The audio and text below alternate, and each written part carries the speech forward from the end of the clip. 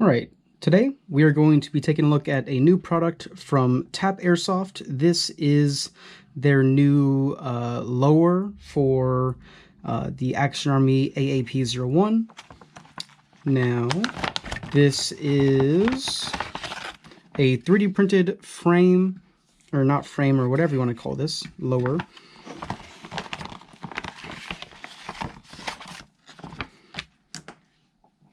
And this has been like the item that I have been the most excited about for the past month or so. As soon as I saw it, I knew I had to have it. I bought this quite a while ago. It took 17 days from my purchasing of it till it ended up at my door. And part of the reason it was so long is because I got it Cerakoted as well. If you get just a raw 3D printed one, I believe it is going to be a little bit quicker. But I wanted mine Cerakoted, so it obviously took a little bit longer because I had to do that whole process. Now, basically, this has the magazine is basically permanently inside of it, as you can see. It is basically permanently magazine in. Your valve is always there. So it's going to be a little bit weird to install all the parts. They do also include a free replacement feed lip, it looks like. I doubt there's any difference. This is V5. This one says V5 on it, but the feed lip that's inside of it does not say V5. So I don't know what the difference is, or if there is one. Maybe they just didn't include the letters on the one that comes on the gun for some reason. But yeah, this is all 3D printed. It's all plastic. It is pretty nice 3D printing. The gasket up here is very soft. I don't know what I've never seen a gasket like this before. But we'll go ahead and get started. I have my donor gun here. It's sort of like a SMG type of deal going on. And essentially this is going to use most of the parts from inside of the lower. So we need to disassemble this quite a bit. And this should be very similar to the process that we normally disassemble our AAP-01s. I should have trigger comes out. And then we need this button back here.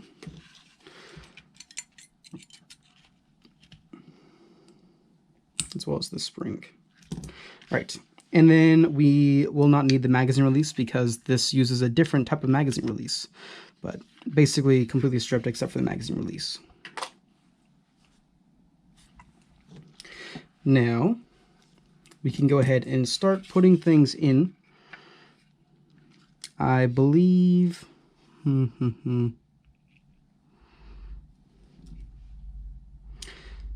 yeah, we'll do this the way that I typically do them, and I think we should end up being fine.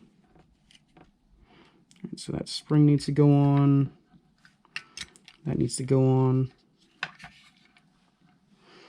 And we can put this whole chunk back together. And put the trigger on. And hopefully this will be able to just go in.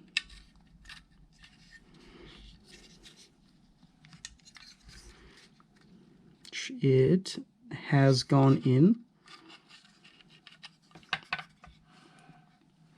All right, so we can flip it upside down and put these pins in.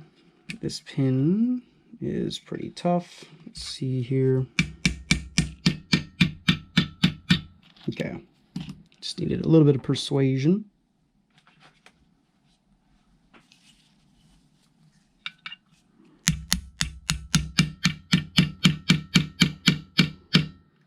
Okay, that pin is in. And time for the other one. Okay, this pin is much easier. Okay, both those pins are in. Feels solid. I'm not afraid of it falling out or anything weird like that. Now, you can do the front part.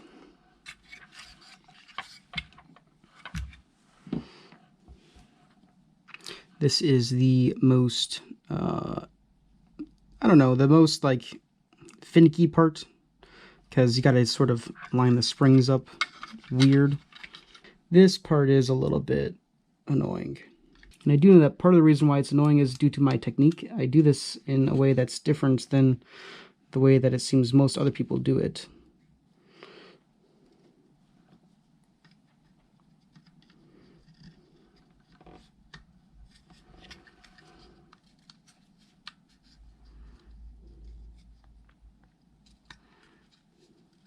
Right.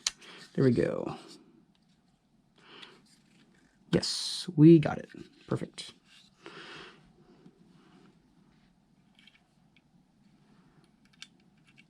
Now the last part is I need to connect my trigger spring.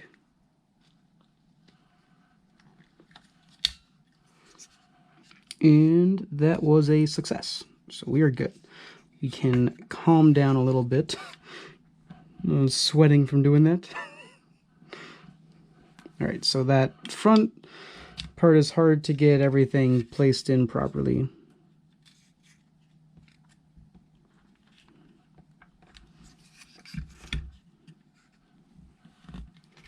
I imagine this pin is going to be a pain too.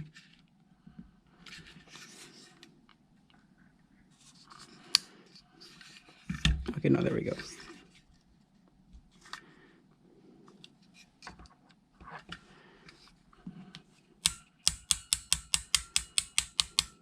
Okay.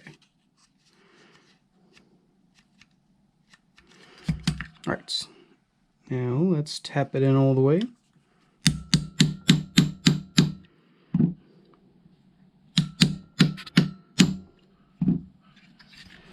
Okay, it is in. Right. Now we need to install these two screws up here. The front.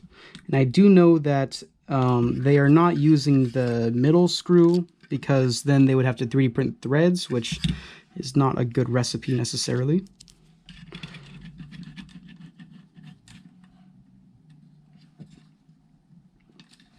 All right.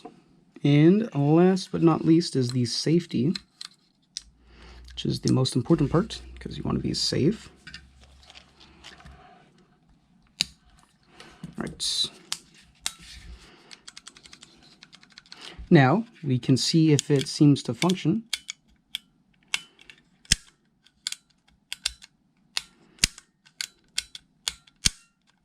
Which it does seem to function, which is a good sign. My trigger adjustment screw here is literally doing nothing.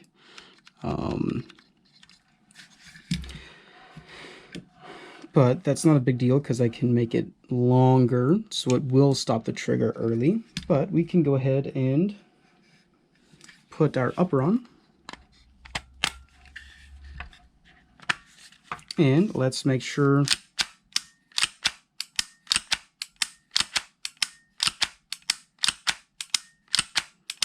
yep, it is functioning properly.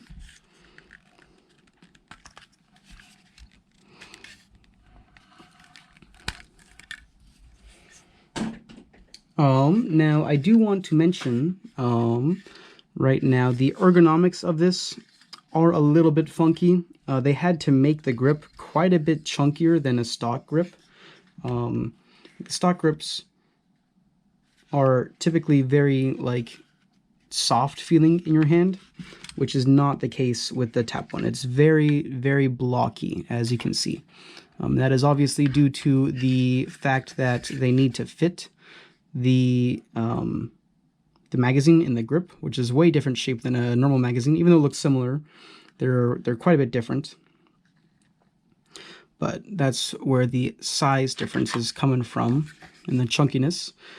They did also try to make it look cool, which is definitely a subjective thing. I, for one, would prefer if the trigger guard was the standard shape as a standard one, because if it was the standard shape for the trigger guard, this would fit in all of your existing holsters, which this one definitely will not. You will need to get a custom holster if you want to holster this. But besides that, everything is about what I would expect.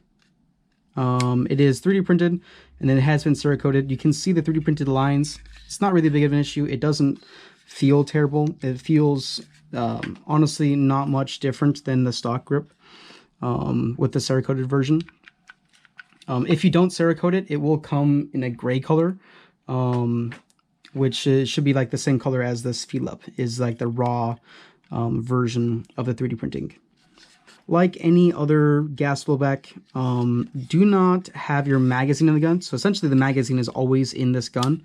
You never want to have your magazine in with the hammer forwards and plug your HPA line in. If you do that, it will almost always fire the gun and it will shoot. You need to make sure that before you plug the HPA in, you have your gun is cocked fully. If your gun is not cocked, it will go off. Almost undoubtedly, right? That is not an issue that is with just this gun. That is an issue with all gas blowbacks. The only reason I am mentioning that is because the only other YouTube video out right now is making a very big deal about that. So again, make sure everything is cocked fully, and then you can plug the HPA line in, and you should be perfectly fine. As you can see, did not fire the gun. We're good to go. We're at about 110 PSI, and there is no leaks in there. All right, it's time to put the upper on, and we shall see if it cycles.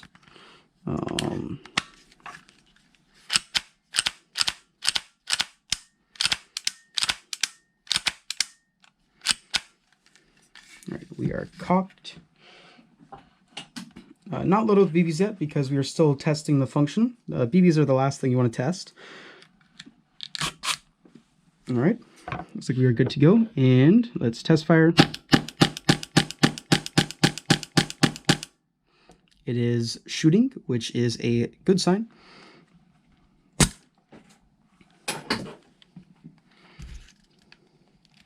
Let's go ahead and open this back up real quick.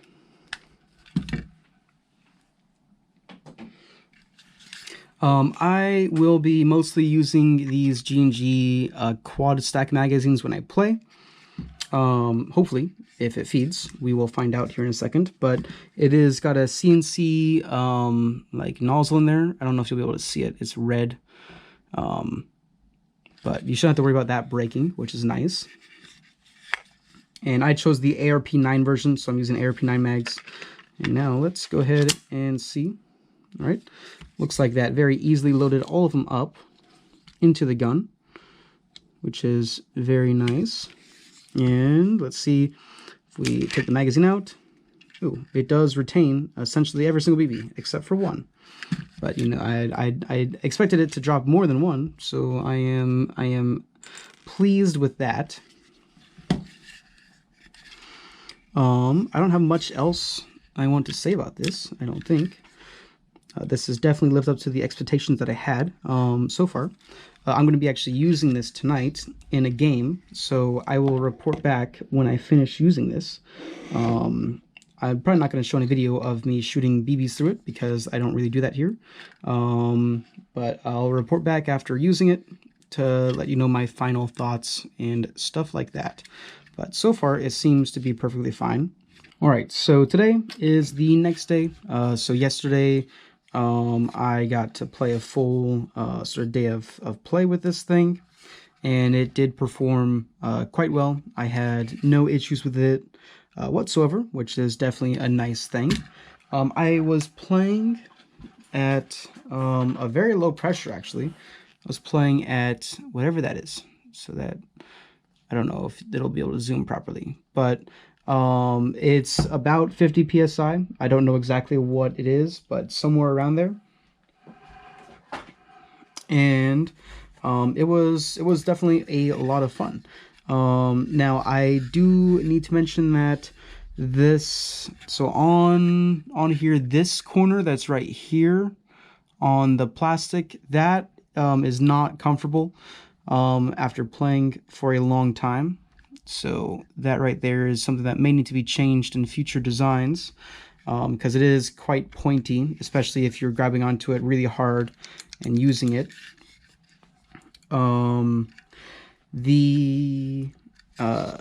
The gun itself, besides that, was perfectly fine.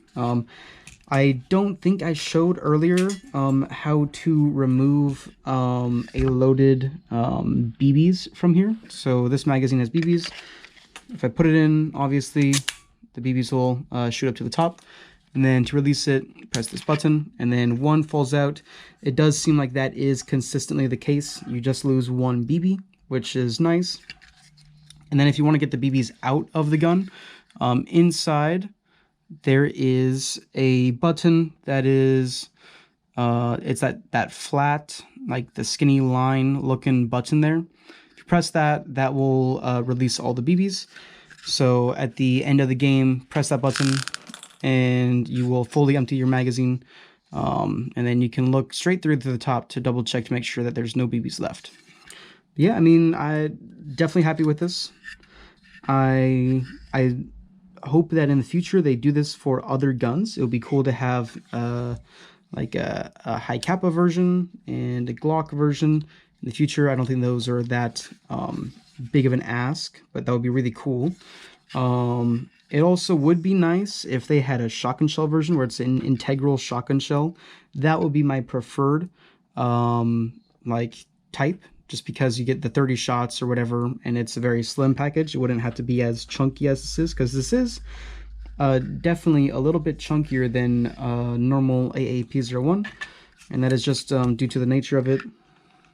I don't know how you'll be able to see it very well, but it's definitely chunkier. It's less ergonomic, but I had no misfeeds at all. The magazines seat properly. I used both G&G magazines as well as Classic Army X9 magazines. Those are the two magazines that are good for ARP9s. Not the original G&G ARP9 magazines, but the newer G&G magazines that have the clear tops. These are good magazines. So use either these ones with the clear tops or use Classic Army X9 magazines, and I doubt you'll have any issues at all.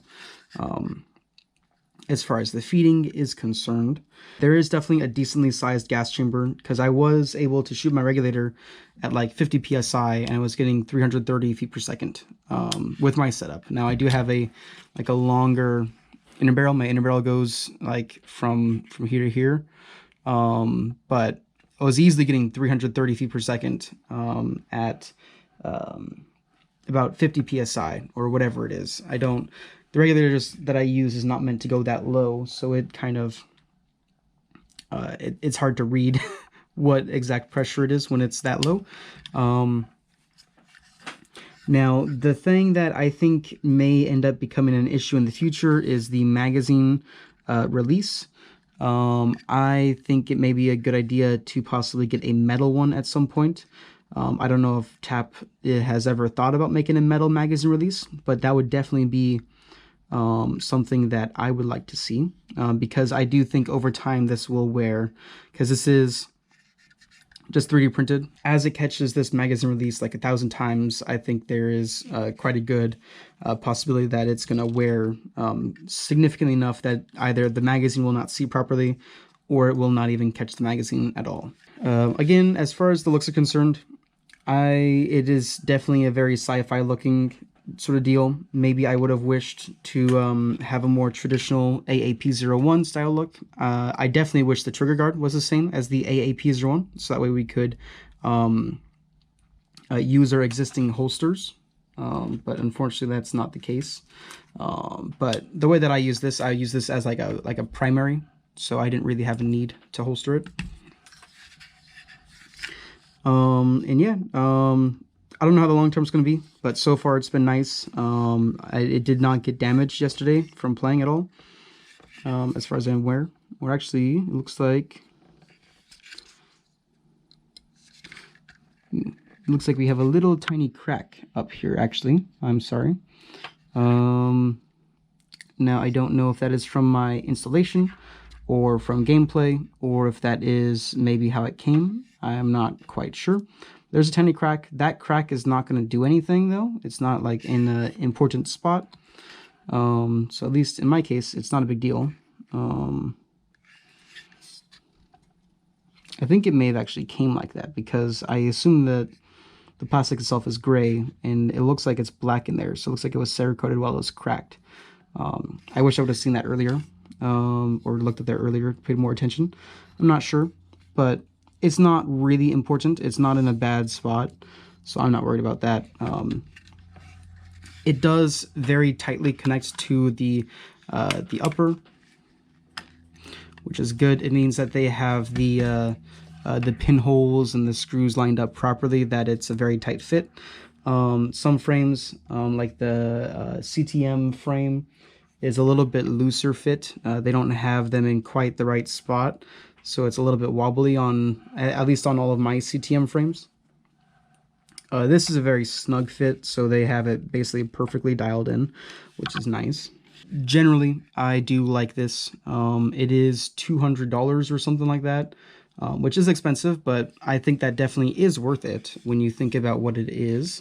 So essentially, you're paying for basically a grip as well as a magazine adapter all at once. So you're paying for a grip plus a magazine adapter. Now, if you do the math on that, it's going to be pretty similar in price, but this is going to be seamless, which is the biggest part. Is it's all one piece. So it takes those two separate pieces and it combines them together. Yeah, so like if you do the math on this, as far as the pricing is concerned, this grip is $200 from TAPP. It is the grip with the whole HPA setup and adapter all sort of built into one. If you were to build it out individually, my favorite adapter is the primary Airsoft adapter, which is going to be about $100. Now that is going to stick out significantly. It's not going to be seamless like this is. That's $100. A magazine, like if you buy just the stock AAP-01 magazine, those are $35. And then if you want to buy an aftermarket grip, like a CTM track grip, that's going to be $40, which is going to get you pretty close to $200. Albeit, if you do those three things together, they're not going to be seamless like how this is. This is a seamless package, essentially. And this is from TAPP Airsoft. And what TAPP Airsoft does best is they like to innovate and make things that nobody else has made before, which is what they have done in this case. The best thing that they do is make very unique and innovative designs. They do also make normal adapters. I personally am not a fan of their normal adapters. I only like their weird stuff, which is what I like about TAPP, is they are not afraid to do very unusual things like this. Mr. Benjamin. You want some Crocs? You got OD green Crocs? Hobby's brother left them here. It's free real estate. Okay. Yeah, so basically with TAPP Airsoft, what they do best is things like this, essentially. All right. Don't forget to like, comment, and subscribe if this video was useful for you. And make sure you check out the link down below. That is a link to our Discord server, and you are welcome to join. All right? Have a nice day.